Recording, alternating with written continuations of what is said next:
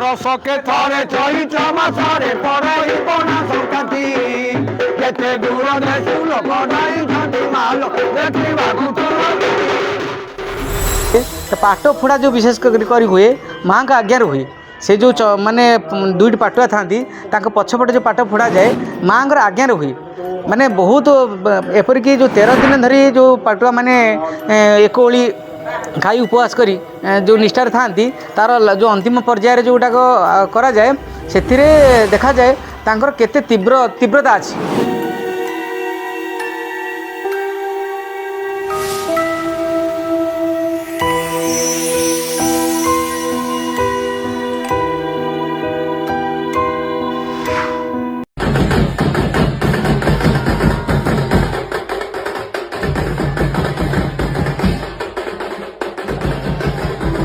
Puri जिल्लार कणास block अंतर्गत अलाजोड़ी एक ऐतिहासिक और सांस्कृतिक धारारे भरिथिबा पवित्र स्थान।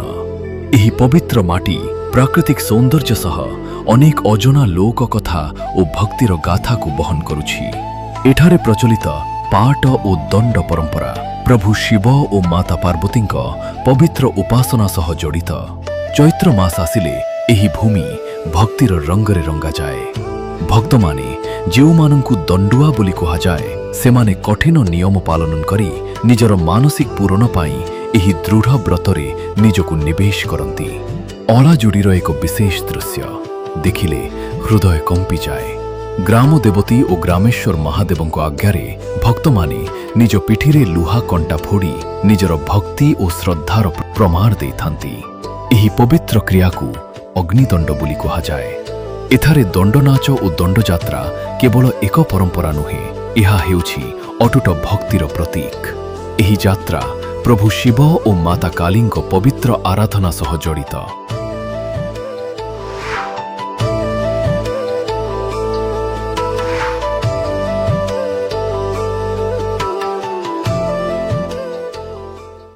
हरिरणा माँ ना नारायणी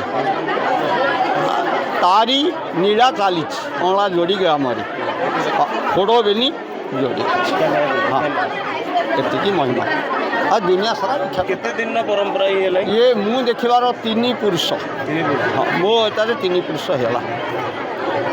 केते जन भाग नियंती दंड आम तो सेवक 5 घर पूजक 2 घर एठे सेवा ग्रामेश्वर देव मंदिर माँ नारायणी जगत जननी अलाजोड़ीर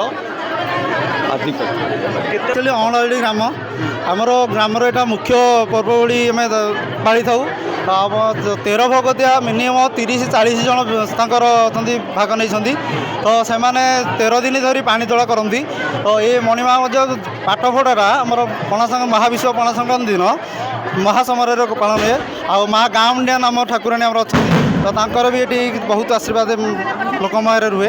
तो नारायण ठाकुराणी ग्रामेश्वर महादेव ये आमर आम देखा मत बर्तमान 50 वर्ष है मो पिला दिन एवं भी देखी आसूँ यही समारोह पालन कर जो मैंने रोचन व्रतधारी मेरु उपवास करती। तो आमर भी मझे हुए दंड मेलन हुए यहाँ बहुत दिन धर है 7 दंड 5 दंड मेलन हुए यहाँ बहु आकार हुए जहाँकि जी सेवक बहुत लोक मानसिक करती सी सब सफल होती से सब से पुणी मानसिक करती से अनुसार ठाकुर आशीर्वाद नथिले एत लोक गहली हमें।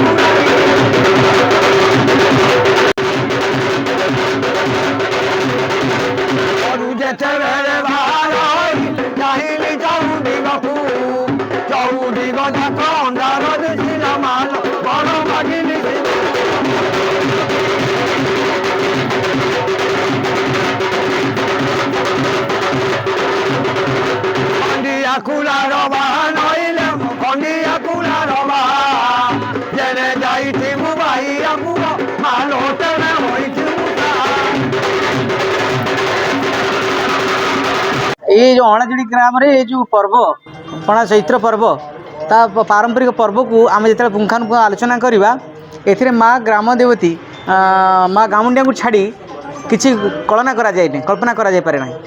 ତ ଏଇ ଯେଉଁ ପାଟଦଣ୍ଡ ଚାଲିଛି, ପାଟଦଣ୍ଡ ମାଆଙ୍କ ଆଜ୍ଞାରେ ଯେଉଁ ଚାଲେ, ତ ପାଟ ଫୋଡ଼ା ଯେଉଁ ବିଶେଷ କରି ହୁଏ ମାଆଙ୍କ ଆଜ୍ଞାରେ ହୁଏ। ସେ ଯେଉଁ ମାନେ ଦୁଇଟି ପାଟୁଆ ଥାଆନ୍ତି ତାଙ୍କ ପଛପଟେ ଯେଉଁ ପାଟ ଫୋଡ଼ାଯାଏ ମାଆଙ୍କର ଆଜ୍ଞାରେ ହୁଏ। ମାନେ ବହୁତ ଏପରିକି ଯେଉଁ 13 ଦିନ ଧରି ଯେଉଁ ପାଟୁଆ ମାନେ ଏକ ଓଳି ଖାଇ ଉପବାସ କରି ଯେଉଁ ନିଷ୍ଠାରେ ଥାଆନ୍ତି, ତାର ଯେଉଁ ଅନ୍ତିମ ପର୍ଯ୍ୟାୟରେ ଯେଉଁଗୁଡ଼ାକ କରାଯାଏ ସେଥିରେ ଦେଖାଯାଏ ତାଙ୍କର କେତେ ତୀବ୍ରତା ଅଛି। ମାନେ ତପ ସ୍ୱାଧ୍ୟାୟ ଈଶ୍ୱର ପ୍ରଣିଧାନ, ଯେମିତି ଈଶ୍ୱର ପ୍ରଣିଧାନରେ ଯେମିତି ଓମକାରକୁ ଆମେ ଧ୍ୟାନ କରୁଛନ୍ତି, ସେମିତି ମାଆଙ୍କୁ ଧ୍ୟାନ କରି ତପ ସେମାନେ କରନ୍ତି। ଖରାରେ ଏ ଯେଉଁ ମାନେ ଡହ ଖରାରେ ଗୋଡ଼ି ଫୁଟି ଯାଉଥିବ ପାଦରେ, ତ ସେଥିରେ ମଧ୍ୟ ସେମାନେ ଚାଲି ଚାଲି ଗାଁ ବୁଲନ୍ତି ମାଆଙ୍କ ଆଜ୍ଞାରେ, ତାଙ୍କୁ କିଛି ଜଣାପଡ଼େନି।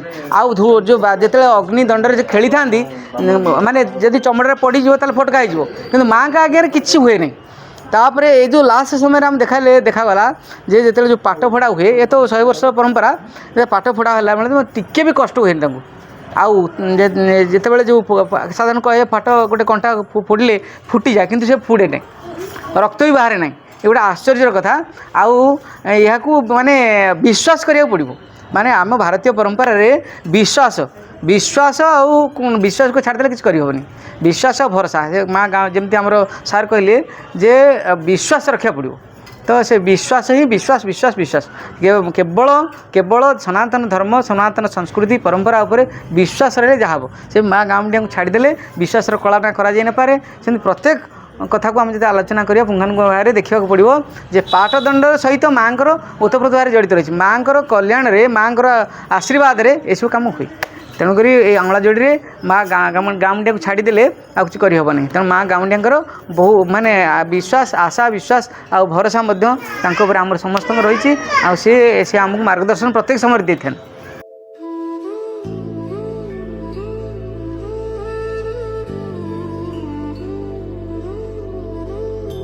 ଏଠାରେ ଭକ୍ତି, ଶ୍ରଦ୍ଧା ଏବଂ ଆତ୍ମବିଶ୍ୱାସ ଏକ ସାଥିରେ ମିଶିଯାଏ।